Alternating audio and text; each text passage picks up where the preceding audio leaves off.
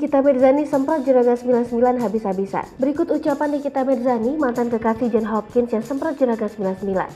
Nikita Mirzani, mantan kekasih John Hopkins, nampaknya tak pernah lelah mengomentari kasus yang dialami oleh Juragan 99.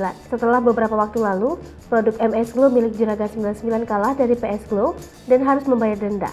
Nikita Mirzani pun mulai mengomentari kasus tersebut. Menurut Nikita Mirzani, kasus kekalahan MS Glow dari PS Glow diakibatkan oleh Juragan 99 dan sang istri. Dikarenakan ini kesalahan dari Juragan 99. Mantan kekasih John Hopkins itu juga meminta Crazy Rich Malang itu tak usah berlindung di balik nama reseller. Kemudian Nikita Mirzani pun menyalahkan Juragan 99 atas sistem yang dibuat. Nikita Mirzani pun mengungkapkan kekesalannya pada Juragan 99. Diketahui MS Glow milik Juragan 99 kalah atas gugatan terkait merek dagang PS Glow milik Putra Siregar. Dilansir dari Kompas.com, gugatan yang dilayangkan oleh Putra Siregar selaku pemilik PS Glow tersebut dikabulkan oleh Majelis Hakim. Pada putusan tersebut, Majelis Hakim menyatakan PT PS Store Glow Bersinar Indonesia menjadi pemilik hak eksklusif atas penggunaan merek dagang PS Glow dan merek dagang PS Store Glow yang terdaftar pada Direktorat Jenderal Kekayaan Intelektual Kemenkumham untuk jenis golongan barang atau jasa kelas 3. Selain itu, keenam tergugat juga dinyatakan oleh Majelis Hakim tidak berhak dan melawan hukum antara memakai merek dagang MS Glow